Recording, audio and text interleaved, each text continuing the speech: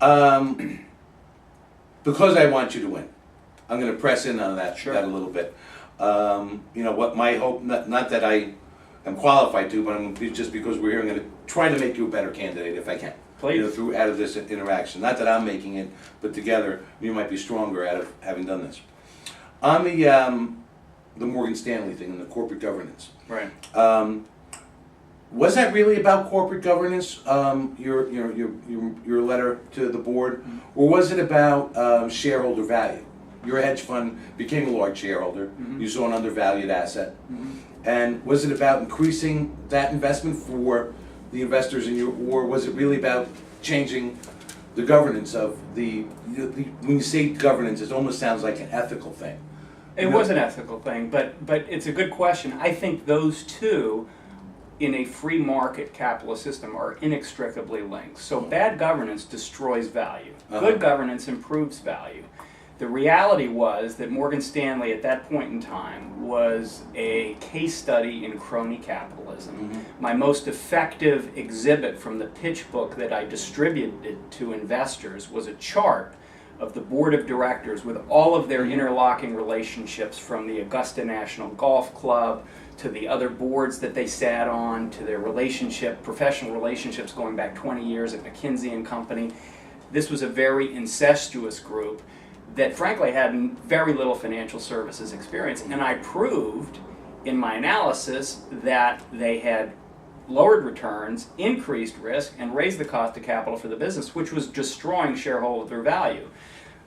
So my investment was premised on a return to normalcy, a return to better governance, which would increase value, and that's the way it worked Right. out. And the key there being return to normalcy. Mm-hmm. So I have a feeling that if you say, well, I'm the Wall Street reformer, and like you did early on in the party nomination process, talking about look, they said Dred Scott, and it wasn't necessarily an ethical thing. Even the loss, I think it was more of a competence thing, that the people that you replaced there, there was even a bunch of lawsuits that Morgan Stanley had when the new management came in. They hired new attorneys, and those lawsuits went away. So the other thing, I read your novel, Okay. and you talk about Wall Street as a virtuous profession, and you didn't really portray it so much as a virtuous profession in the Golden Dawn. Well, I say Wall Street at its core is a virtuous profession. The genesis of the Buttonwood Agreement, the creation of Wall Street, was connecting people who had money with people who needed money.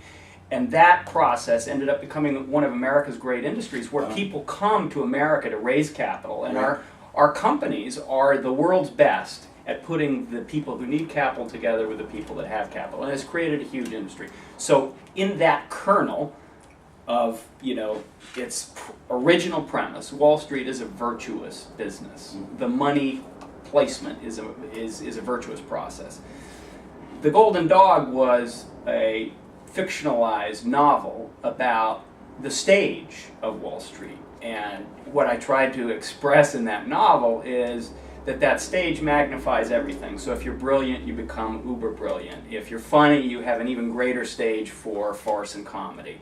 And if you're evil, you have an even greater platform for evil doing. And the history of Wall Street is, tales of swindlers and people who, go to the dark side, recurs over generations. That doesn't mean that there aren't, the vast majority of those people are doing, an important job and doing it well, but there are bad people in that business, and Wall Street magnifies them.